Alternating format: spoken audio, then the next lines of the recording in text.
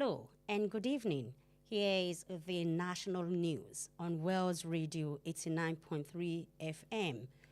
We are reaching you live from Wells Broadcasting House along Alafin Avenue, Oluyole, Estate, Ibadan. I am Kemisola Williams. First, the headlines. President Tinubu orders broader digital reforms in public service.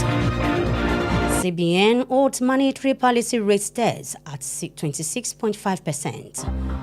Oyo State warned residents over force security report. Road crash kills two brothers in Ondo. Those are the headlines. Now the news in detail. President Bola Tinubu has directed all ministries and agencies to sustain and deepen digitalized work processes, while mandating agencies of government to adopt technology-driven systems across their internal operations and service delivery platforms. The president disclosed today that the public service must move beyond outdated manual system and embrace faster, transparent, and citizen-focused government mechanisms. Speaking at the opening ceremony of the International Civil Service Conference 2026 in Abuja, President Tinubu, who was represented by the Secretary to the Government of the Federation, SGF, Senator George Akume, declared that inadequate administrative practices could no longer be accommodated in an era increasingly shaped by technology and digital innovation. He noted that the directive forms a part of the broader public sector reforms agenda under his administration's Renewed Hope program, aimed at building a more responsive and efficient civil service. Away from that, Nigeria has intensified calls for a coordinated African response to rising security threats across the continent, with the chief of the Air Staff, Air Marshal Sunday Aneke, urging African nations to strengthen military cooperation, intelligence sharing, and joint operations to tackle terrorism and transnational crime. He made the call while chairing the 2026 African Air Chiefs Forum in Tunisia, where regional Air Force leaders gathered to deepen collaborations on collective security and air power development.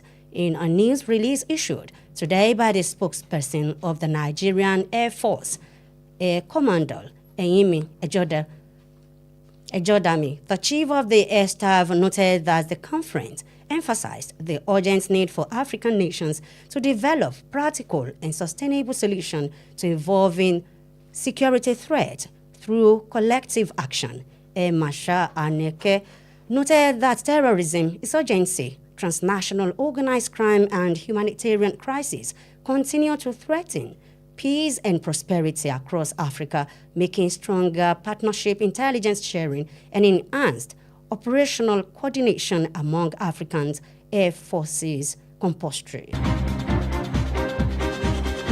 In business, the Monetary Policy Committee, MPC, of the Central Bank of Nigeria, CBN, has voted to retain the monetary policy rate, MPR, at 26.5%, following its 305th meeting, which recorded the attendance of 11 members. The Central Bank Governor, Olawole, who spoke today at the end of the committee two-day meeting, explained that the board retained the standing facilities corridor around the MPM at plus 0.5%, minus 4.5% basis point.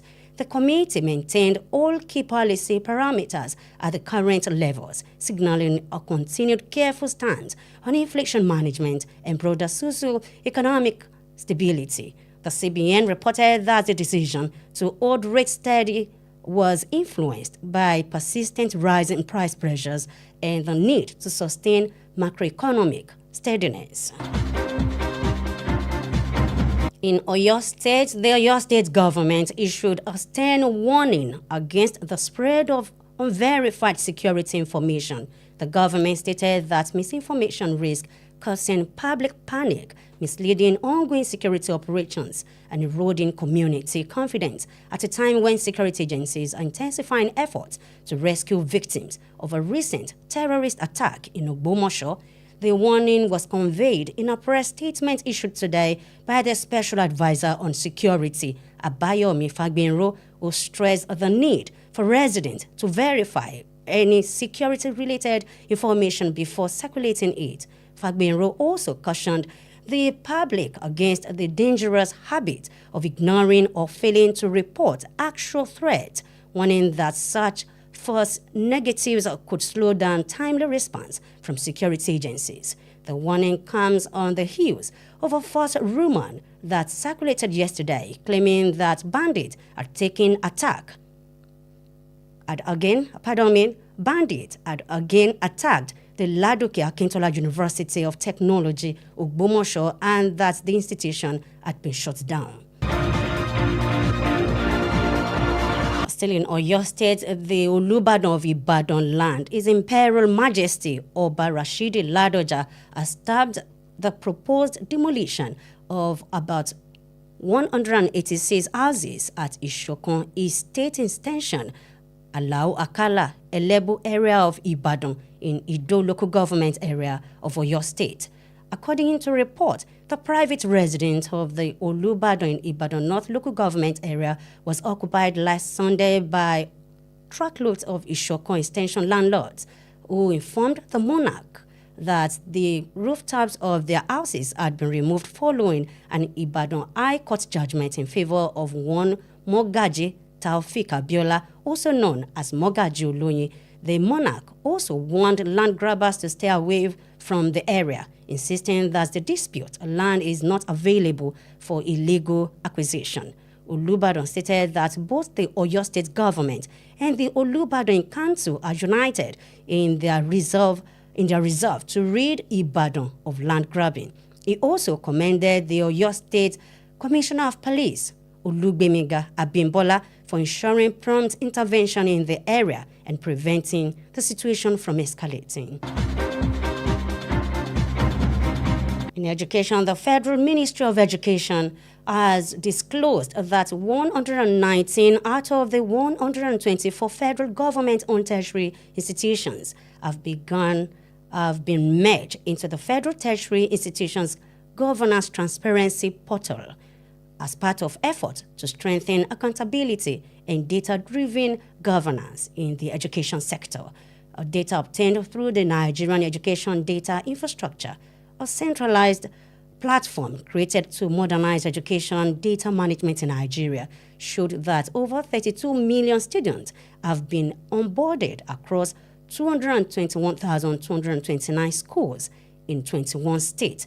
The Federal Tertiary Institutions Governance Transparency Portal, launched in 2025, was introduced as a unified platform for tracking and analyzing key performance and funding metrics across federal tertiary institutions using data from the past 3 years.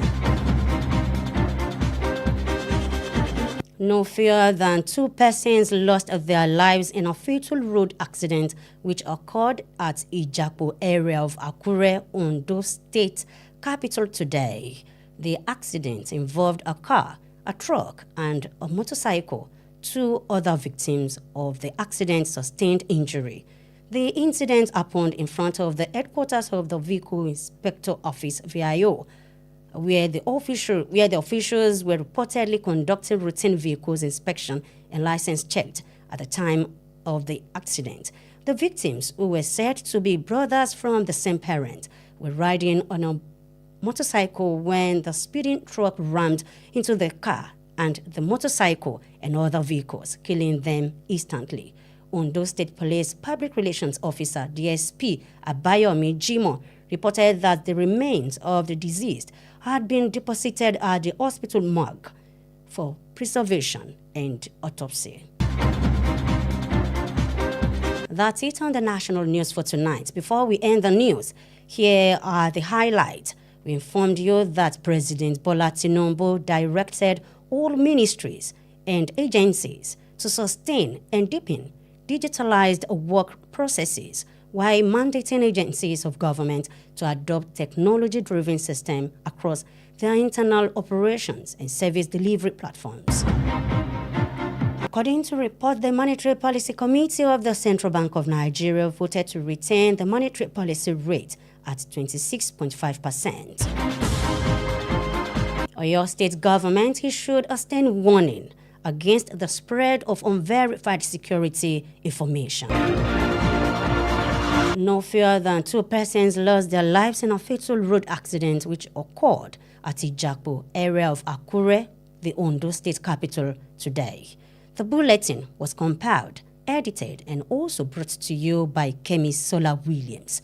Olusegun Obasanjo once said, "Inability to focus and concentrate is the greatest enemy of goals and achievement." Stay connected with us on all our social media platforms at Wells Radio 893.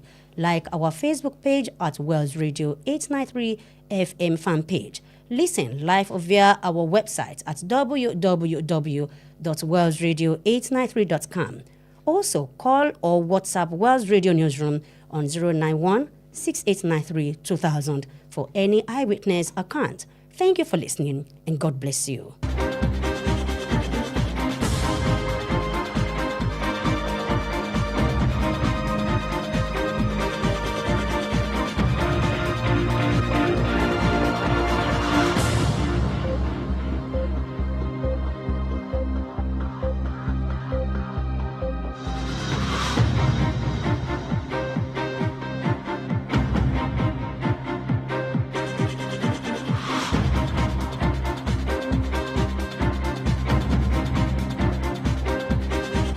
Ilé Emma Yikuro, Wells Radio 89.3 FM, níbẹ̀ gangan lẹ́wà.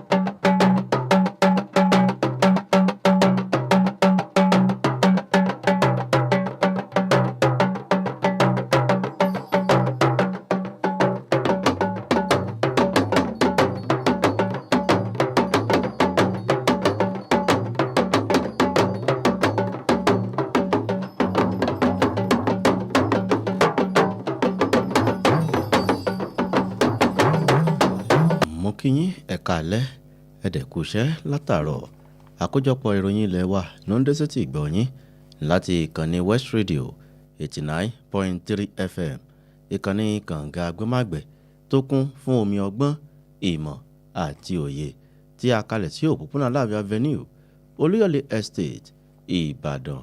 Temitope Olawole ni oníròyìn yìí. Ṣáájú ẹgbẹ́ àwọn kókó lè tó wà nínú ìròyìn náà. Ààrẹ Tinubu ti pàṣẹ ìmúgbòòrò àtúntò ìmọ̀ ẹ̀rọ nínú ètò iṣẹ́ ìjọba. Ilé ìfowópamọ́ àpapọ̀ orílẹ̀-èdè yìí tí a mọ̀ sí CBN mú ìlànà ètò ẹ̀náwó sójú kan ní ìdá 26.5. Ìpínlẹ̀ Ọ̀yọ́ ṣe ìkìlọ̀ sí àwọn olùgbé lórí èsì ètò ààbò eléyìí tó jẹ́ òfegè. Ìjàmbá ọkọ̀ ṣekú pa ọmọ ìyá méjì ní ìpínlẹ̀ Ondo. Ìròyìn náà rèé lẹ́kùnrẹ́rẹ́. Ààrẹ Bọ́lá Tinubu ti pàṣẹ fún gbogbo iléeṣẹ́ lẹ́kajẹ̀ka láti ṣe ìfìdímúlẹ̀ àti àwọn ìgbésẹ̀ tó jinlẹ̀ lórí iṣẹ́ ìmọ̀ ẹ̀rọ nígbàtí ó ń pa ní dandan fún àwọn iléeṣẹ́ ìjọba láti ṣe àmúlò àwọn ètò eléyìí tí ìmọ̀ ìjìnlẹ̀ ń darí jákèjádò gbogbo iṣẹ́ abẹ́lé wọn àti àwọn ojú òpó ìṣiṣẹ́. Ààrẹ sọ eléyìí di mímọ̀ lónìí lórí wípé kí iṣẹ́ ìjọba kúrò ní àfọwọ́kọ̀ léyìí kí ó bọ́ sí eléyìí tí yóò máa yá kankan tó dẹ̀ ṣe bẹ́ẹ̀ tó gbájúmọ́ ìgbáyégbádùn aráàlú.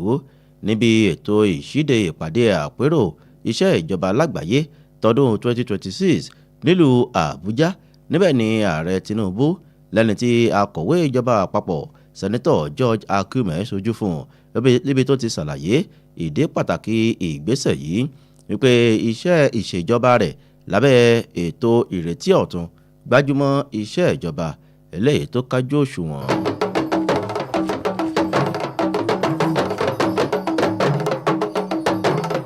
orílẹ̀-èdè Nàìjíríà ti tẹpẹlẹ mọ́ àwọn ìpè fún ìdáhùn ilẹ̀ Áfíríkà sí gbọmọgbọmọ ìdíkòkò ètò ààbò jákèjádò ilẹ̀ yìí pẹ̀lú bí ọ̀gá àgbà fún iléeṣẹ́ ológun ojú òfurufú Air Marshal Sunday Aneke ti ṣe ń pàrọwà sí àwọn orílẹ̀-èdè tó wà ní ilẹ̀ adúláwọ̀ láti mú ìrólágbára dé bá ìfọwọ́sowọ́pọ̀ ológun àti gbígbé ìgbésẹ̀ àjùmọ̀gbé láti gbógun ti ìgbésùmọ̀mí àti ìwà ọ̀daràn. Ó pe ìpè yìí lásìkò tó ṣe alága níbi ètò ìpàdé àwọn olóyè àgbà lẹ́nu iṣẹ́ ológun ojú òfurufú nílẹ̀ Áfíríkà tọdún 2026 eléyìí tó wáyé ní Tunis lórílẹ̀-èdè Tunisia. Àtẹ̀jáde tó jáde lónìí láti ọwọ́ agbẹnusọ iléeṣẹ́ ológun ojú òfurufú orílẹ̀-èdè Nàìjíríà ìyẹn Air Commodore Eneme Ejodame níbẹ̀ ìní ọ̀gá àgbà iléeṣẹ́ náà ti ṣàlàyé ipa pàtàkì fífi ìmọ̀ ṣọ̀kan láti lè jẹ́ kí àlàáfíà wà ní tìbútòrò ilẹ̀ Áfíríkà. Ìgbìmọ̀ tó ń rí sí ètò owó tí a mọ̀ sí MPC tó jẹ́ ti báńkì àpapọ̀ orílẹ̀-èdè yìí ìyẹn CBN ti gbà láti fi òǹtẹ̀lé èlé ìlànà ìnáwó ìyẹn MPR sí ìdá 16.5% tí a mọ̀ sí 26.5% lẹ́yìn ìpàdé ẹlẹ́ẹ̀karùnlélọ́ọ̀ọ́dúnrún níbi tí àwọn ọmọ ẹgbẹ́ mọ́kànlá ti kópa. Gómìnà ilé ìfowópamọ́ àpapọ̀ orílẹ̀-èdè Nàìjíríà Ọláyẹmí Kàdóso lẹ́ni tó sọ̀rọ̀ lónìí lẹ́yìn ìpàdé ọlọ́jọ́ méjì tó jẹ́ ti ìgbìmọ̀ náà. Ó ṣàlàyé àwọn nǹkan tó dìrọ̀ mọ́ ìlànà náà eléyìí tó ṣe pàtàkì fún ìfìdímúlẹ̀ ọrọ̀ ajé eléyìí tó kẹnu.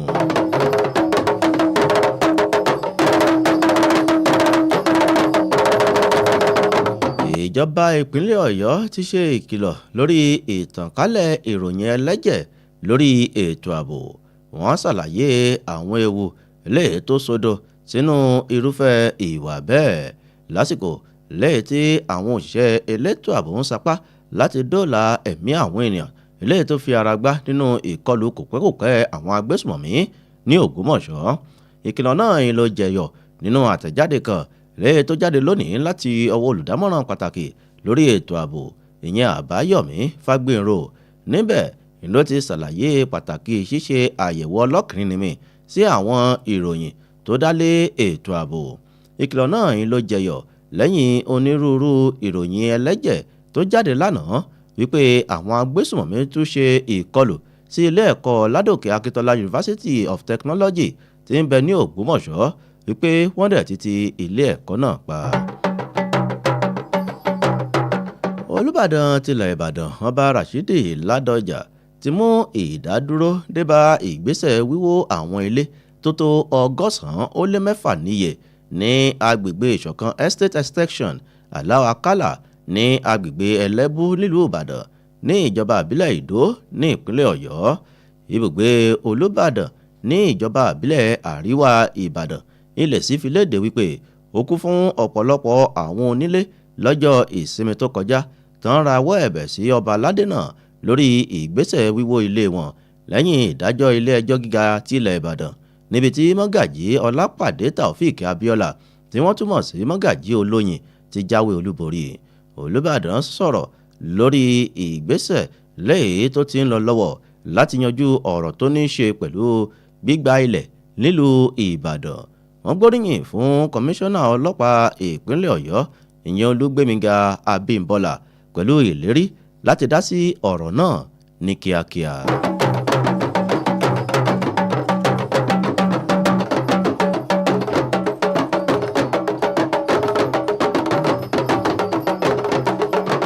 Iléeṣẹ́ ètò ẹ̀kọ́ ìjọba àpapọ̀ ti ṣàlàyé wípé 111 nínú 24 àwọn ilé ẹ̀kọ́ gíga ìjọba ló ti darapọ̀ mọ́ ètò ìṣèjọba ìkákùnyàwọ́ àwọn ilé ẹ̀kọ́ gíga ìjọba àpapọ̀ léyìí tí a mọ̀ sí FTIGTP gẹ́gẹ́ bí ara akitiyan láti mú ìrólágbára dé bá ìkákùnyàwọ́ ní ẹ̀ka ètò ẹ̀kọ́.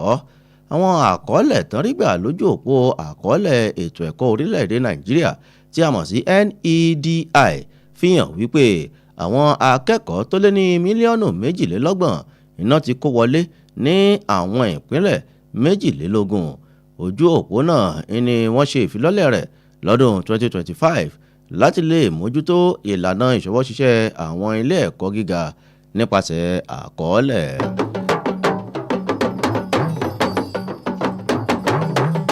Kò dín ní ènìyàn 2 tó pàdánù ẹ̀mí wọn nínú ìjàmbá ọkọ̀ kan léè tó lágbára tó wáyé ní agbègbè Ìjàpò nílùú Àkúrẹ́ tí í ṣe olúlu ìpínlẹ̀ Oǹdó lónìí. Ìjàmbá náà ló wáyé láàrin ọkọ̀ ayọ́kẹ́lẹ́ kan, ọkọ̀ akẹ́rù kan àti ọ̀kadà kan níbi tí ènìyàn 2 míì ti fi ara pa. Àwọn tó bá ìṣẹ̀lẹ̀ náà rìn ni wọ́n sọ pé ó jẹ́ ọmọ ìyá kan náà léè tí wọ́n gun ọ̀kadà.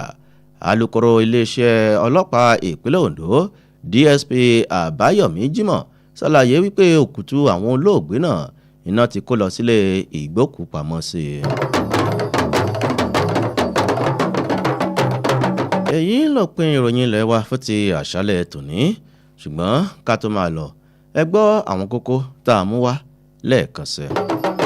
A mú wá fún yín pé ààrẹ Bọ́lá Tinubu ti pàṣẹ fún gbogbo iléeṣẹ́ lẹ́ka ìjẹ̀ka láti ṣe ìfìdímúlẹ̀ àti àwọn ìgbésẹ̀ tó jinlẹ̀ lórí iṣẹ́ ìmọ̀ ẹ̀rọ nígbà tí ó ń pani dandan fún àwọn iléeṣẹ́ ìjọba láti ṣe àmúlò àwọn ètò eléyìí tó ní ìmọ̀ ìjìnlẹ̀ tí ìmọ̀ ìjìnlẹ̀ darí jákèjádò gbogbo iṣẹ́ lábẹ́lé wọn àti àwọn ojú òpó ìṣiṣẹ́. A mú wá fún yín pé ìgbìmọ̀ tó ń rí sí ètò owó tí a mọ̀ sí MPC tó jẹ́ ti báńkì àpapọ̀ orílẹ̀-èdè yìí ìyẹn CBN ti gbà láti fi òǹtẹ̀lé èlé ìlànà ẹ̀náwó ìyẹn MPR sí ìdá 16.5% ìyẹn 26.5% lẹ́yìn ìpàdé ẹlẹ́ẹ̀karùnlélọ́ọ̀ọ́dúnrún níbi tí àwọn ọmọ ẹgbẹ́ 11 tán ti kópa. Wọ́n wá fún yín pé ìjọba ìpínlẹ̀ Ọ̀yọ́ ti ṣe ìkìlọ̀ lórí ìtànkálẹ̀ ìròyìn ẹlẹ́jẹ̀ lórí ètò ààbò. Aláǹfààní láti mú wá fún yín pé kò dín ní ènìyàn 2 tó pàdánù ẹ̀mí wọn nínú ìjàmbá ọkọ̀ kan léyìí tó lágbára tó wáyé ní agbègbè Ìjàpò nílùú Àkúrẹ́ tí í ṣe olúlu ìpínlẹ̀ Oǹdó lónìí. Kẹ́misọ́lá Williams ló ṣe àkójọpọ̀ àti àtúntò ìròyìn náà. Ẹ lè máa gbọ́ wa ní àwọn ojú òpó ìbánidọ́rẹ̀ẹ́ wa gbogbo @West Radio 893. Ẹ tún lè máa gbọ́ wa lójú òpó Facebook West Radio 893 FM fanpage. A wà lójú ìtàkùn àgbáyé www.westradio893.com. Àyè wà láti kàn sí yàrá ìròyìn wa lójú òpó 09168932000. Temitope Olawole ní orúkọ tèmi. Ẹ ṣeun tẹ́ ń gbọ́ wa. Ọlọ́run yóò bùkún yín. Oorun ayọ̀ lásùn.